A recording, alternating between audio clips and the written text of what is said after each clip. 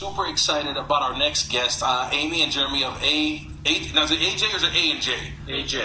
AJ Bodywork. So this, I'm not even kidding. I wish I were acting. I'm not that good of an actor. That's why I'm still doing this job. But when you guys told me about what you do, it blew my mind right away. This might be the alternative that people are looking for when it comes to pain management. But tell me about this massage, because you know when people hear that massage, oh, I don't want to take my clothes off, I want to have to get oiled down. This one, though, you do with your clothes on. Absolutely. And show me how it works. So this is cranial sacral therapy is what we're talking about today. Okay. It was invented in 1975, and there's over 100,000 practitioners worldwide.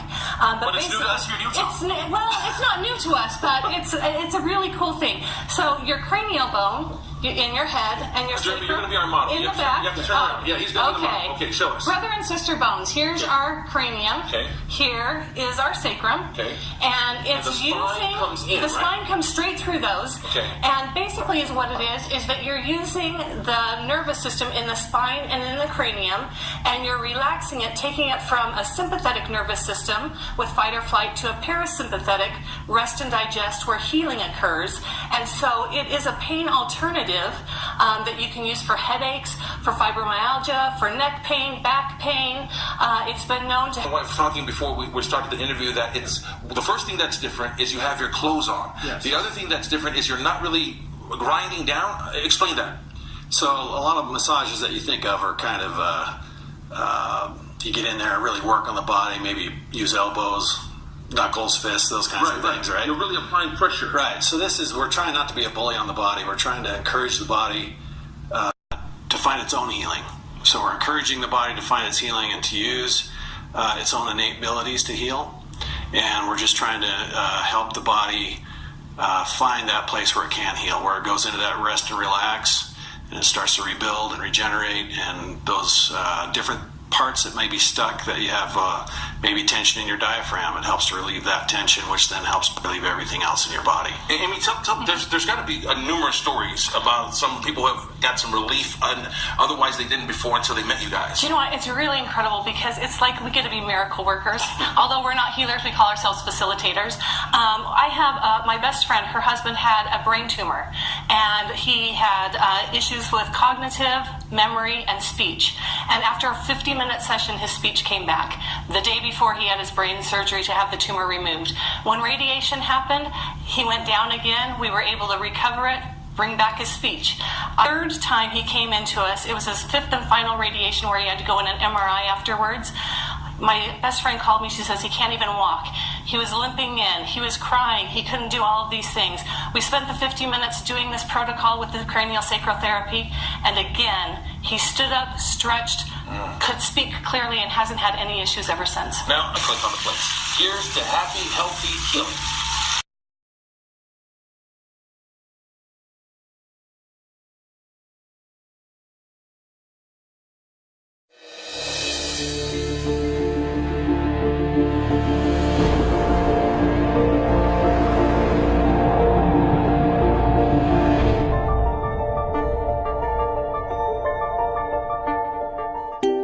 Each of us is born as an infinitely creative being.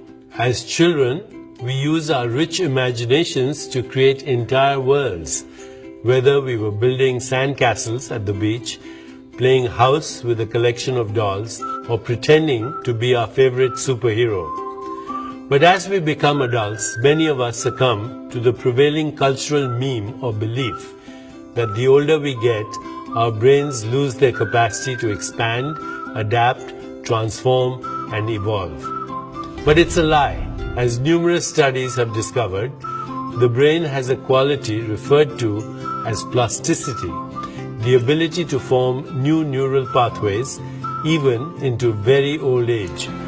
The brain is fluid, flexible, and incredibly adaptable to new experiences.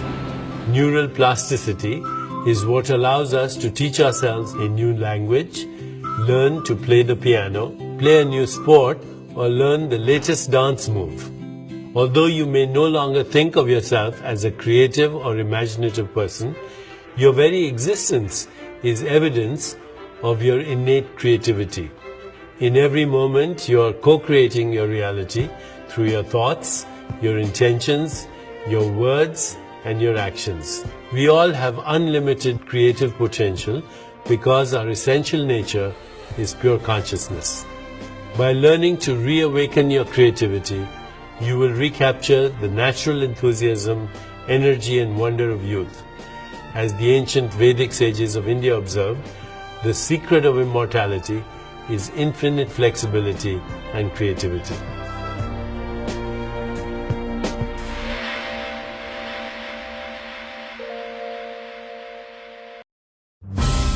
This presentation is sponsored by Cranial Release Technique.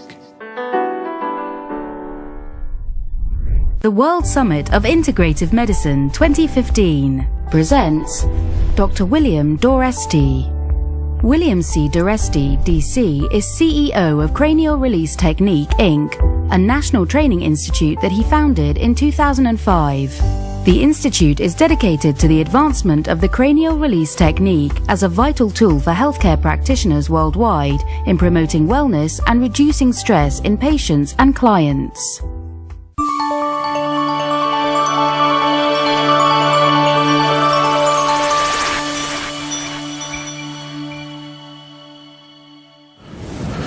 Welcome to this presentation on the cranial release technique.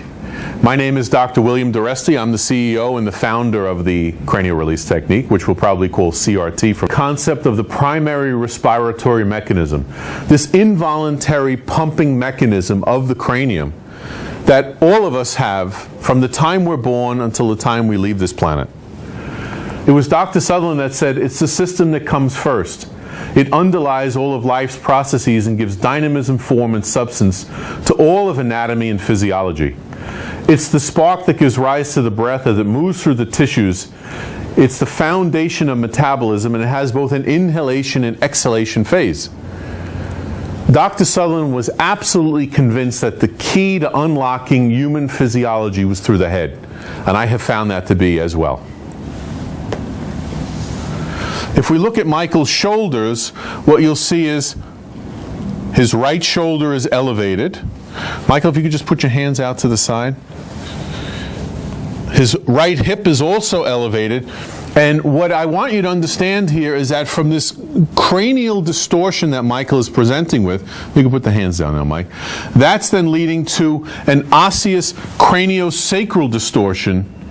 And we're going to change everything by addressing the cranium.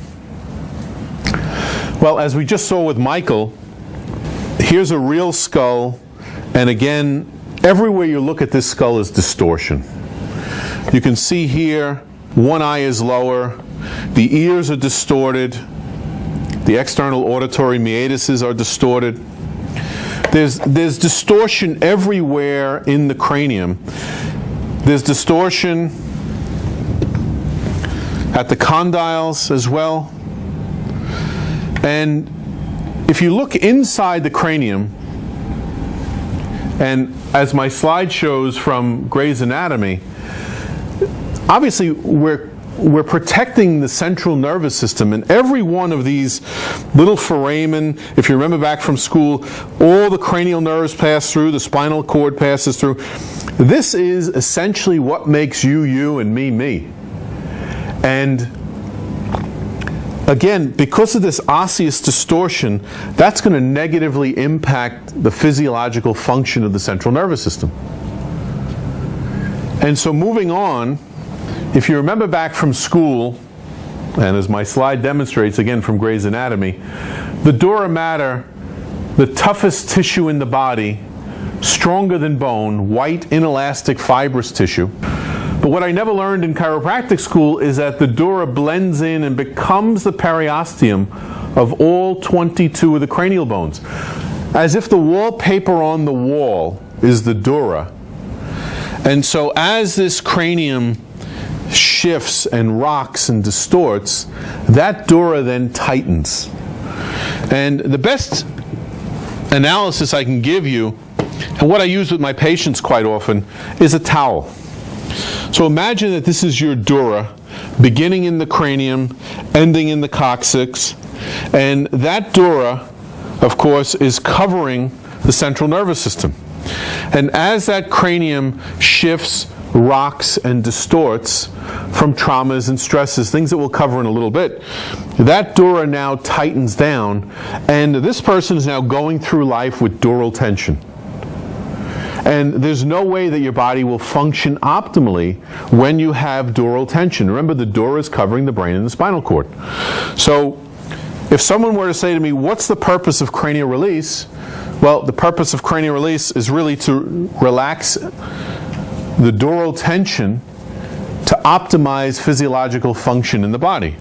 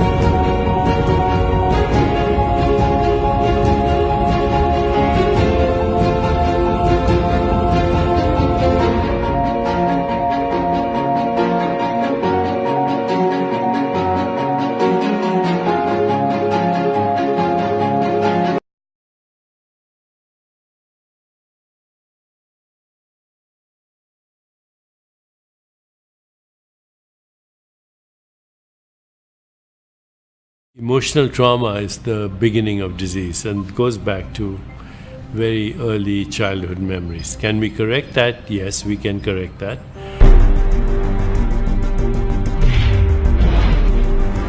You know, when people know their tingles and numbness on their body, or their ringing in the ears, or their thyroid problem is caused by a certain pathogen, the truth comes out.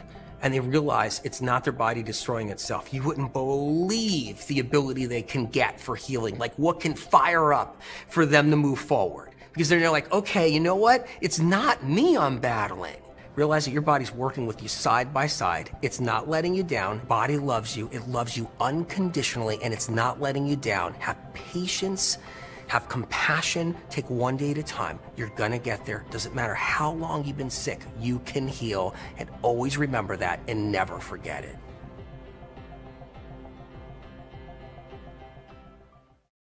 Say, well, I don't have faith. But actually, everyone has faith of some kind. You either have faith in possibility, or you have faith that that possibility doesn't exist. And in a way, we have more faith in the power of cancer to kill us than we have faith in the power of God, the power of miracles, the power of infinite possibility, the power of any force other than what our eyes can see and our hands can touch to actually interrupt the power and the trajectory of disease. So this is just one of the many ways in which, as we change our thinking, we have such capacity to do nothing less than actually boost our immune systems. The idea of faith, the idea that there is no external power that we're talking about here, that there is an internal power that can do for us what we cannot do for ourselves, is a paradigm shift, as they say, that applies to something much more than just healing the body. It has to do with healing our lives.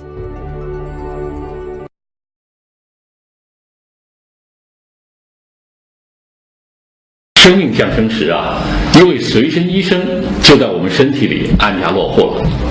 体内的每一处器官、每一种分泌物啊，都是他信手拈来的好药材，自动的进行康复治疗。生活中啊，小毛病往往是不需要吃药就能好，疑难杂症啊，自然痊愈的例子啊也是很多的。这就是身体里的神医啊，在自行诊断、开方配药，为我们的祛病保健康。这个自愈力呢是与生俱来的，时刻呀发挥着重要的作用。平常生活中啊，比如说感冒了，即使不吃药，扛几天呢就会自然的康复。身上被划伤、撞伤，即使不用药啊，几个月后也会自然痊愈。甚至呢，有一些癌症患者呀，也能奇迹般的自我痊愈。这些呀都是人体自愈力作用的表现。人体呢，借助自身的自愈力，即使偶尔有饮食不当、睡眠不足、环境改变、血液污染、负面情绪等等的影响啊，也是可以保持一种良好的状态而不生病的。这也是现代医学追求的治胃病的理想手段，是未来健康领域追求的最高目标。人体是一个组织严密、分工明确的智能工厂，昼夜不停地产生各种细胞，而每一个细胞的核内都有一套完整的基因。这些拥有健康基因的细胞作为预备军存在，一旦发现身体局部出现病变，就会在大脑及经络系统的指挥下，变成战胜疾病的勇士，快速铲除病灶细胞，取而代之，用这样的体内自我配置的药方来治病，即为人体自愈疗法。大脑的养分是否充足，脑细胞是否活跃，经络是否通畅，决定自我诊断、自我修复能力的大小。打个比方，人体好比倒过来的大树，而树根就是起决定性的大脑。树木的荣枯取决于树根，当树木出现萎黄、干枯、生长不良时，通过适当的措施激活树根，树木就会立刻自愈，焕发勃勃生机。而人体也可以通过激活大脑，恢复身体自愈力，来防治各种疾病。在人体自愈力被发现之前，人们往往是通过药物来治疗疾病。随着生活水平的不断提高，环境污染的加剧和不良生活习惯的冲击，各种可怕的疾病也随之袭来。脑梗塞、脑中风、冠心病、心肌梗塞、哮喘、糖尿病，甚至是癌症，发病率越来越高，让人防不胜防。那么传统药物疗法又存在哪些弊端呢？它又给患者带来怎样的不幸呢？许多人在发病时，首先想到的就是去吃药。当这些药物进入人体发挥药效的时候，人体自愈力就受到了排斥和破坏，处于持续减弱或低迷状态。久而久之，许多患者根本无法感觉到自愈力的存在，而对药物产生依赖性。长期服药产生的毒副作用不仅严重损伤了患者的肝肾功能，也大大削弱了人体的自我修复功能，雪藏了自愈力。这样，患者失去了一道与生俱来的防御屏障，只能接受药物治疗，后患无穷。据不完全统计，仅我国每年因为药毒致死、致残的人数超过30万，每年因购药使家庭陷入贫困的患者人数高达90万。一双双绝望的眼神，一张张痛苦而扭曲的脸，向我们诉说着病魔带来的悲苦与痛楚。少吃药、不吃药，依赖人体自愈力来治愈各种疾病，成为当今世界医学最炙手可热的研究方向。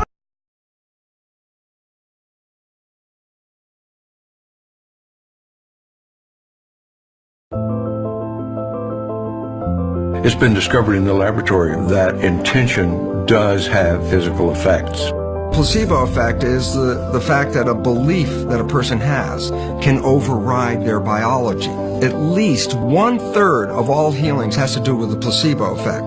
Sending an intention that I am better is sending information to the body to correct itself. When we think positive thoughts, we release certain chemicals into our body. When we think negative thoughts, we release negative chemicals into our body.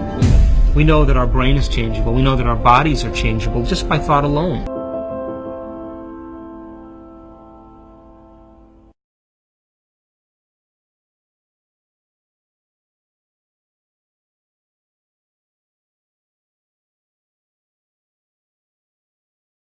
Happened is that we are practicing medicine that's a century out of date, basically. While things have moved forward in Silicon Valley and things have moved forward with iPhones, and look at what you can do today that you couldn't do even 10 or 15 years ago, medicine is still being practiced an old-fashioned way where we look for a specific diagnosis. These stresses are 24/7, 365. The net result is illness and disease. Your immune system is compromised chronically. What we see here is belief itself shifts biology. That intelligence giving us life. It is the greatest healer in the world. The these symptoms are brilliantly intelligent in waking us up. 抬头，幸福不见了，找失去的拥抱，温柔的眼眸，想多看一秒，拭干眼泪，看清楚，原来还没走掉。 Fix your brain, you're going to have to accept a radically new way of thinking about health, one that most doctors today still struggle to understand. It's the idea that everything is connected. This means everything we do, everything we eat and think, how we sleep and live can actually change our brain at any given moment. It can impact your brain through your diet and heal your body. In fact, your body and your mind are not two separate systems. They're one elegant, continuous ecosystem. What you do to the body affects the brain, and what you do to the brain affects the body.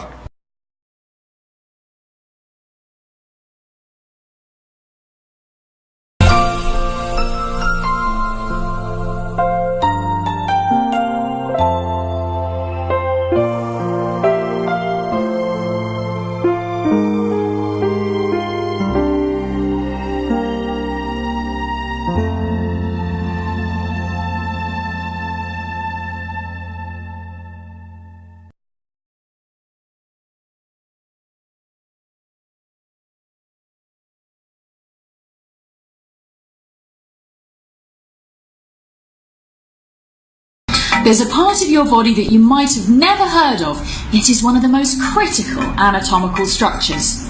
It's called fascia. It's essentially the connective tissue between all your muscles, bones and organs. It's everywhere, yet historically has been poorly understood. In recent years, however, there's been a huge interest in this peculiar connective tissue and the key role it plays in everything from healthy day-to-day living to Olympic-level sports. You're about to go on a fascinating journey, investigating the role that fascia plays in the human body. Emerging from this story is the idea that we Homo sapiens may be the most domesticated species on the planet, and that perhaps a lot of our problems stem from this unnatural lifestyle. Rather than thinking of individual muscles that are each separate in your body, the latest research teaches us that more important to our health is fascia. To illustrate this, think of a pair of pajamas with feet and a hood. These feety pajamas as fascia is just an outside look. In reality, fascia is the connective tissue around everything, every organ, every tendon, every ligament, every muscle cell. It's like a spider's web inside your body that connects everything to everything. So let's think about having an injury or if muscles are chronically tight. Imagine what happens to our fascia if our shoulders are super tight. See how the neck, the arm, and even the chest are affected?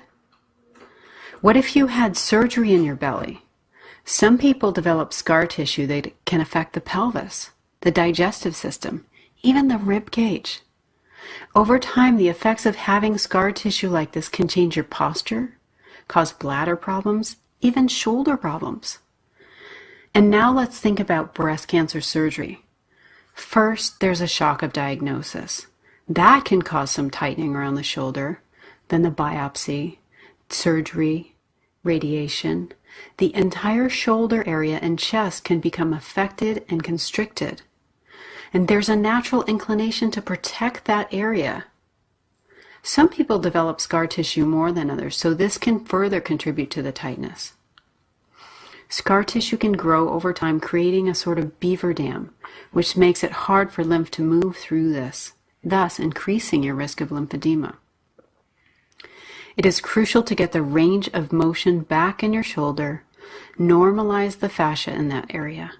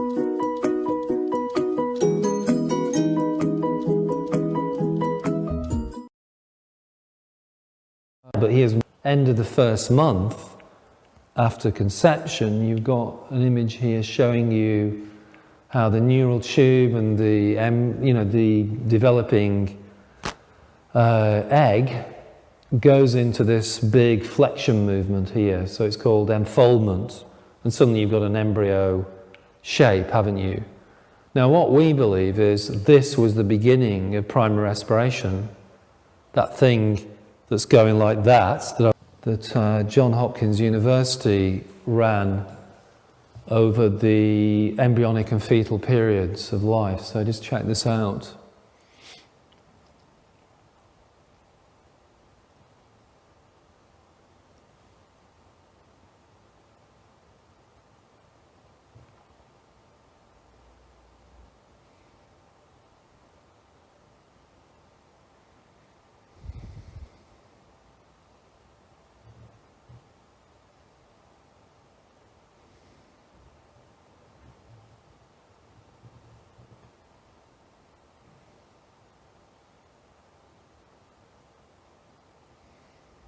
Cool, so on it goes, it's on a loop, but what we're seeing there is how the embryo grows right up to birth.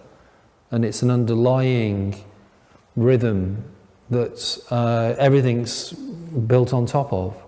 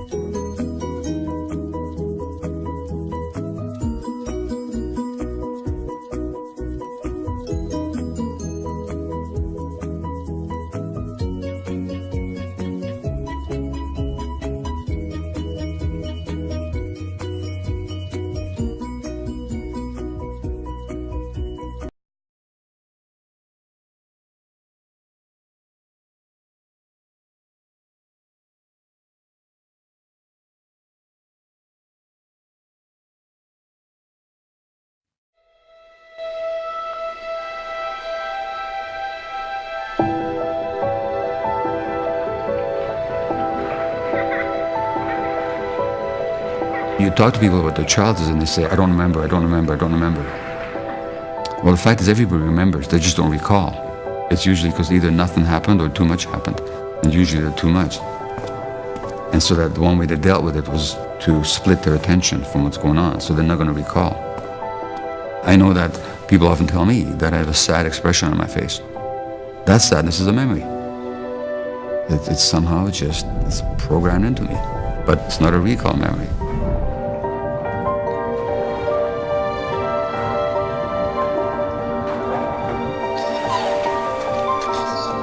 We have to distinguish between those two important kinds of memories, and so often our lives show up as those imprinted memories, and that imprint starts in utero. Everybody has an imprint. The imprint happens because of the long history of traumas in the world. We have to be aware of the fact that there is a whole spectrum, of traumas that can happen to us, and it is those things that are passed on from generation to generation, so that if a certain gene is switched on, it will continue to be switched on until the environment somehow switches it off. Genetically, we have taken genes from a lot of people. So each one of us has roots, even if we don't know the roots that we have. And these roots, furthermore, go back in time, so in some way we have inside of ourselves layers of humanity. What we're actually looking at is the impact of the multi-generational family history. Mothers, but grandmothers, great-grandmothers, and however far we go back. People have been through wars, famine, disasters of all sorts. Stress that affected one generation will be played out very exactly in the next generation, to the degree that that next generation has understood or not understood it, has dealt with it or not dealt with it. So fundamentally, so long as we're not conscious, we're going to pass on our stress and our trauma onto our kids.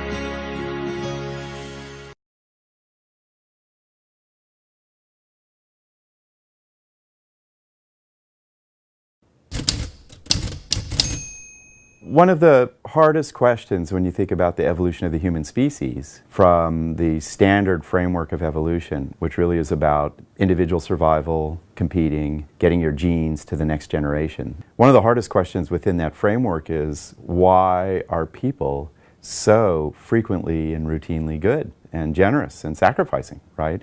And most people think that Darwin had this idea of survival of the fittest, that really it's the most ruthless and bloodthirsty who really thrive and survive. That is not Darwin's view of human evolution at all. He really felt that sympathy is the strongest instinct that humans have communities that have the most sympathetic members will flourish and raise the greatest number of offspring. That notion of Darwin's led to this sense that out of the vulnerability of our offspring emerged, first of all, social structures like cooperative caregiving, and then also physiological systems shaped by evolution to help us take care of the carriers of our genes, our offspring. We have learned from neuroscience down at UCLA that if you feel physical pain, a part of your brain lights up, and if I see you have that physical pain, the same part of my brain lights up. It's as if we're wired to have the same experience of other people. Empathy is this really complicated task because empathy requires that you think there's someone else out there who has feelings and thoughts that may be different from mine. That's a really complicated cognitive achievement. In my lab, the Berkeley Social Interaction Lab, we showed images of prototypical suffering to our participants. They trigger massively powerful reactions of compassion, and what we found in the brain tells us compassion is really old in the nervous system, as Darwin speculated. Yeah, 60% of what we do is really about maximizing an individual's personal gratification and desire, just the classic survival of the most competitive. But 40% of the time, we're really doing things for other people. And we sacrifice and we risk exploitation and we still do it. And not only that, but it actually becomes personally fulfilling and inspiring to engage in that work. We find these secondary delights in acting on behalf of others. And I think that it really requires that we have to redefine human self-interest. The great ethical traditions have always been encouraging this. And now we're seeing the science say, yeah, the brain really cares about other people.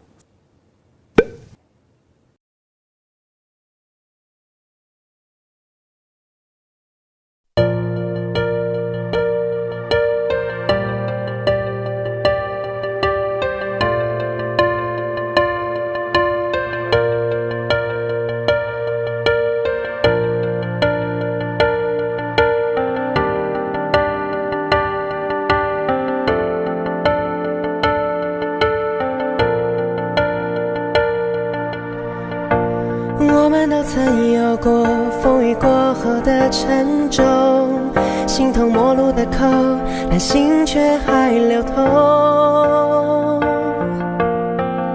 当我们一起走过这些伤痛的时候，抱着碎裂的心，继续下一个梦，也知道我们并不会退缩。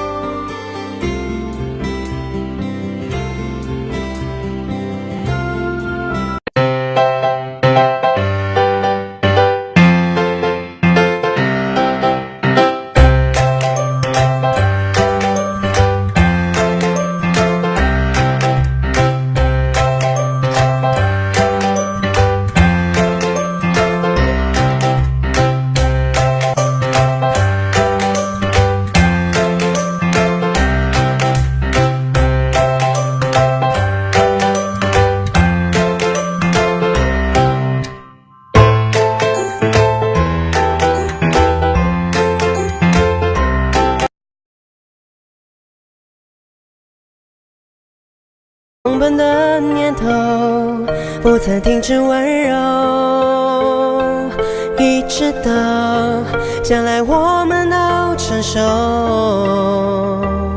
就不再困惑生命有多少过错。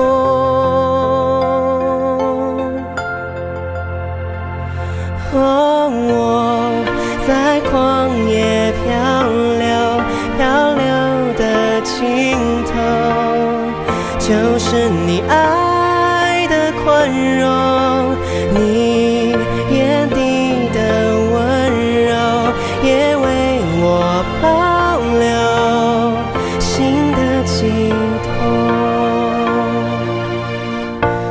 我们都曾有过风雨过后的沉重，形同陌路的口，但心却还流通。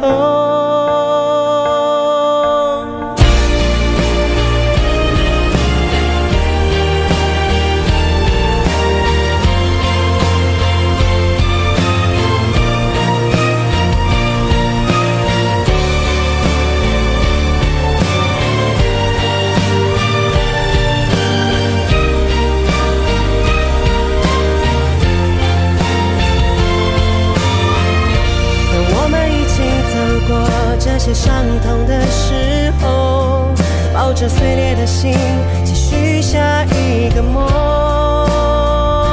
一直到将来我们都成熟，就不再困惑生命有多少过错。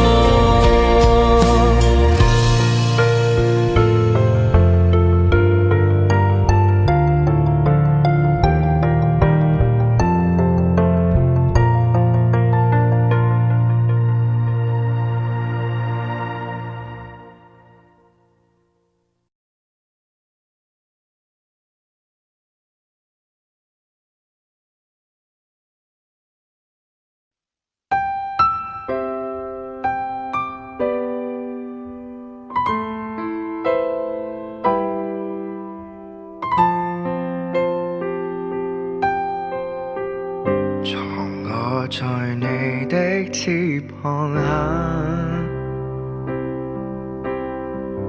就在那里你用磁聲對我說話。白日太陽必不傷我，夜裏月亮也不害我。此刻只有耶穌作我的保障，藏我在你的翅膀下，就在那裏你用磁聲對我說話。白日太陽必不傷我，夜裏月亮也不害我。此刻只有耶穌作我的保障，再一次呈現我心於主你面前，唯獨你能軟化此心，使我歡愉。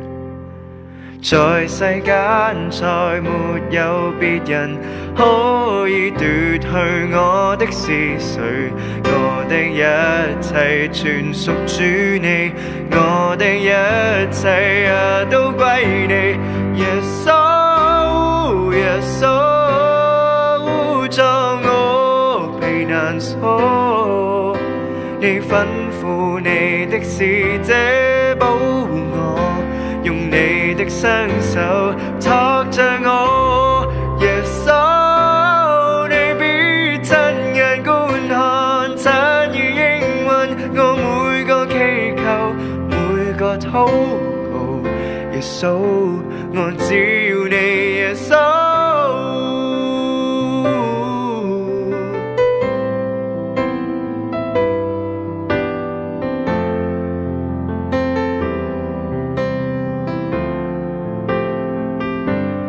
再一次呈現我心於主你面前，唯獨你能軟化之心，使我歡愉。在世間再沒有別人可以奪去我的是誰，我的一切全屬主你，我的一切也都歸你。耶穌耶穌，作我避難所，你吩咐你的使者保護我，用你的雙手來托着我。耶穌，你必親眼觀看，親耳應允我每個祈求，每個禱告。耶穌，我只要你。耶穌耶穌，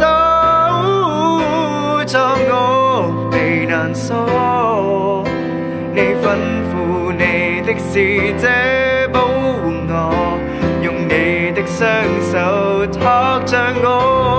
耶穌，你必親眼觀看，親耳應允我每個祈求，每個禱告。耶穌，我只要你。耶穌。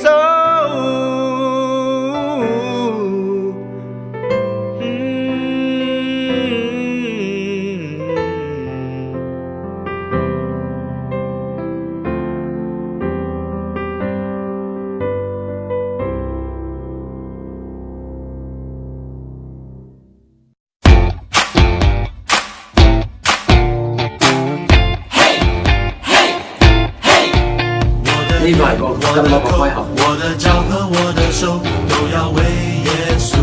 如果肢體要活動㗎，即係話咁樣係開，咁樣係。主喜悦的事我都要去做，凡事從心裡為主做。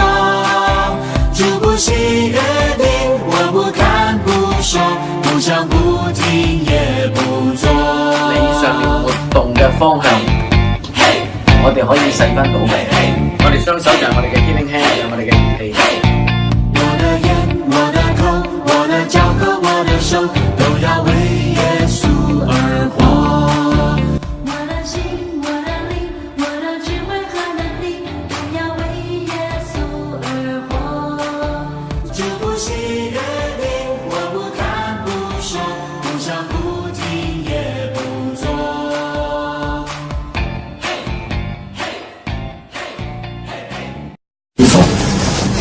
我們要依靠主 ，OK？ 能讓我左手右手一個慢動作，右手左手一個慢動作重複。主耶穌這樣愛你，你有沒有依靠主？天父這樣愛你，我們如何猜得透？保守我心，勝過保守一切，超能加力，速信真理腰帶，求主在我心，坐着為王 ，Amen。平安的孩，天天穿上，處處留下福音種子，天地。等逢公義心嘅，彰顯民主愛大能，信德盾牌聖靈寶劍，抵擋一切明槍暗箭，頭戴上救恩頭盔，賜我智慧，保我一切意念心思 ，Amen。留讓我左手右手一個慢動作，右手左手慢動作重播。主耶穌，這樣愛你，你有沒有依靠主？祝福你，福杯滿溢，一家人快樂合一。我們愛，因為神先愛。主耶穌，這樣無條件愛你，我們一起齊來依靠主。Amen。讓我左手右手一個慢動作，右手左手慢動作重播。主耶穌，這樣愛你，你有沒有依靠主？主耶穌，這樣深愛你，我們一起齊來依靠主，我們一起快跑跟隨你。主耶穌，阿門，阿門，阿門啊，阿門，阿門，係啦，叻仔，大家俾叻仔 ，Good boy， 耶！人生繼續璀璨光華，再度重燃火花。誰人在你困惑時，也於身旁，孤單不再害怕。人生繼續璀璨光華。不再害怕。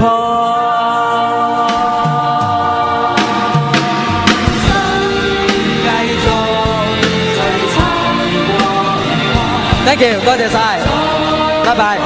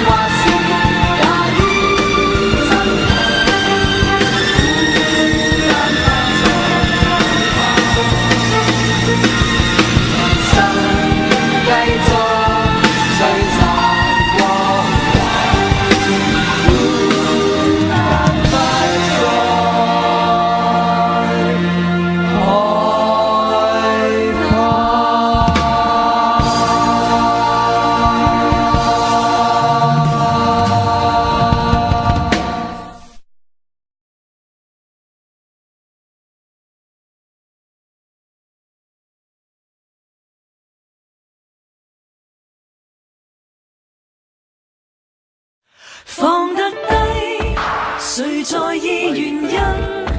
尋歷挫敗，傷感已不需慰問，讓我的將來感激今天的障礙，跌下又再企起。